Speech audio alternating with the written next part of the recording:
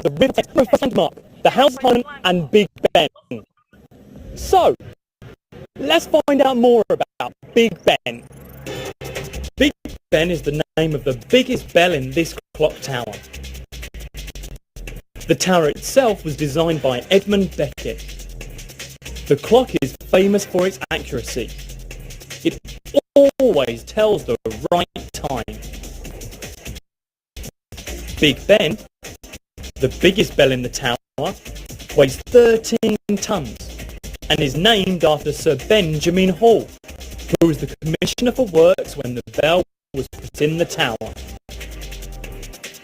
Let's take a look at some other famous landmarks in the centre of London. This is Trafalgar Square.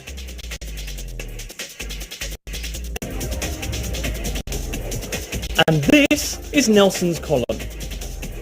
Right at the top is the statue of a famous sailor, Lord Nelson. The column is 55 metres high and it's made of stone.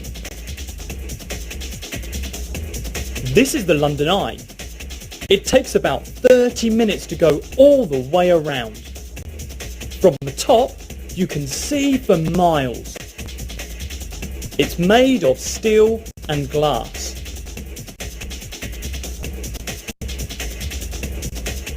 And this is the Globe Theatre. It's built just like a theatre would have been 400 years ago. It's a tourist attraction, but they also perform plays at the Globe Theatre. It's made of wood. So there you are, some famous landmarks in the centre of London. Here's a London quiz for you. What's this famous landmark? It's the Globe Theatre. And what's it made of? It's made of wood. What's this landmark? It's Nelson's Column. What's it made of? It's made of stone. What's this?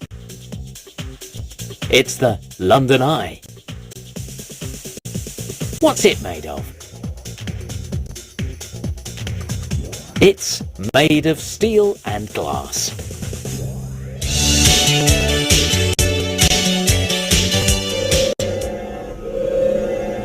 Very few people believe the witnesses who say they've actually seen something strange up there in the sky. So do you believe in UFOs? The people of Tunstall in southeast England do. Lindsay Farlow finds out why. We are not alone. I'm in Tunstall investigating a very strange incident that took place here 4 years ago. This is the story of the night Tunstall Village was invaded by aliens from outer space. Well, that's what some people say. It was a quiet summer's evening, like most evenings in this peaceful village in the countryside. Some people had gone to bed and were asleep. Others were sitting in their garden, enjoying the clear, starry sky and the warm summer's evening. Witnesses say around 11 o'clock, a very bright light the size of a small house appeared above the trees, here in Tunstall Forest. The light hovered for several minutes, then disappeared at high speed. Eyewitnesses are convinced they saw a spacecraft from another planet. I was taking the dog out for his evening walk, and we'd been out for about 20 minutes when we started to head home, and he started barking like mad. And well, I told him to be quiet because it was late, but he wouldn't listen to me, and I thought that was unusual because he's usually so well behaved. So when he looked up into the sky, and there was this very bright light. And well, it wasn't a plane because it was just hovering, as opposed to zooming across the sky, and it wasn't a helicopter because it wasn't making any noise. So my first thought was to call the police. So I was reaching for my mobile phone when I looked up and it had just disappeared, zooming into the distance at a great speed.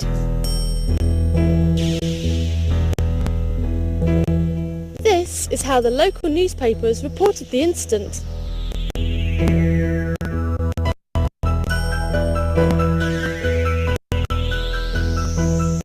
The people of Tunstall have no doubt that what they saw that night came from space. But there are other explanations. Bright lights in the sky are often seen on summer nights when there are electrical storms in the atmosphere. And scientists say that in certain conditions, light from the moon and the stars can make a low-lying cloud seem like a solid object. I'm sure it wasn't a cloud. It was definitely not a cloud. It was metallic. You could see the metal shining on it. It was this amazing metallic light. I'd never seen anything like it. It just hovered there for a few minutes and then just disappeared, just shot off at incredible speed. Gone. It's had to be a UFO. It couldn't be anything else. I've heard all the evidence. It's quite clear that there was something unusual in the skies above Tunstall Forest that summer evening. But what exactly it was is still a mystery. Well, there you are. Whether you believe in them or not, some very strange things sometimes happen all around us. Take a look at this. It's a Luke Palmer Street Survey. Do you believe in UFOs? Generally speaking, I do not believe in them, no. So you've never seen a UFO? I thought I saw one about 2 years ago, but it turned out to be a large cloud. Do you believe in UFOs? No, I don't. No, I've never seen one, and I think seeing is believing. So when people say they have seen a UFO, what do you think they're actually seeing? Perhaps aeroplanes or stars, shooting stars, that kind of thing. So, no, I don't believe in UFOs. Spooky. The things people believed. In the time of Queen Elizabeth I, more than 400 years ago, many people believed in fairies. People thought that fairies were invisible spirits. Sometimes they let humans see them. Here's some of the things people believed fairies did. They believed that fairies changed the weather. They believed that fairies made travellers lose their way. And they believed that fairies knocked over household objects.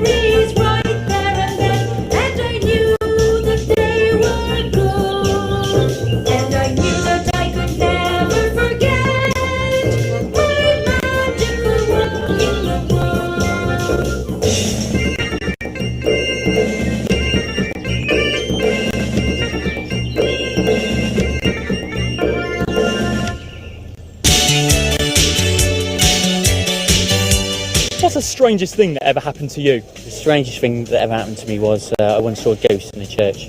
And how did that make you feel? Very scared. What was the strangest thing that ever happened to you? The strangest thing that ever happened to me is I went on holiday and met someone with the same name as me. And how did you feel?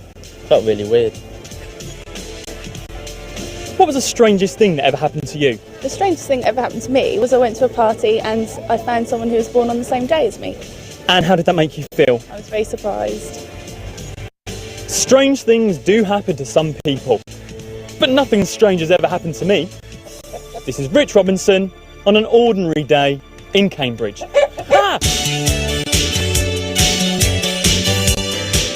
Do you know that parts of the world's coastline are being lost as sea levels around the world rise? Some people say that rising sea levels are because of the changes people like you and me are causing in the world's climate. Some scientists say we're putting too many pollutants into the air from the cars we drive and from the oil we burn. These scientists say that the pollutants are warming the world's climate, melting the ice in the Arctic and the Antarctic. The ice is turning to water and the sea levels are rising. If those scientists are right, then all of us should be worried. Hi, today I'm in the Aldabra tortoise habitat asking people questions about the environment. These are the questions I'm asking them. Are you worried about the environment? What worries you most? And what do you think we can do about it?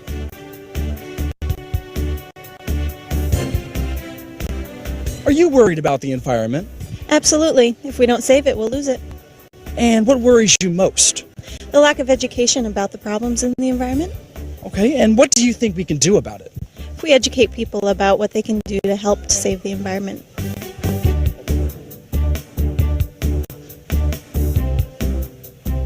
Are you worried about the environment? Oh, absolutely. At SeaWorld and Busch Gardens, we have one of the largest collections of animals throughout the world, so naturally we have to take a responsibility in the environment around us. And what worries you the most? Personally, it would be habitat loss. I grew up here in Florida, in the United States Gulf Coast, and when I was young, I got to see all the birds and fish and fauna throughout there. Now, decades later, it's gone. So me personally, I want to see it come back throughout the world as well as my own backyard. Okay, and what do you think we can do about it? The easiest thing to do is to educate. Here at Busch Gardens, we have our keepers out right by the animals. We have up-close animal encounters so people can learn and enjoy and love these animals and see what they can do to help out in their own backyards. Are you worried about the environment? Well, it looks like you have everything under control here. Thank you.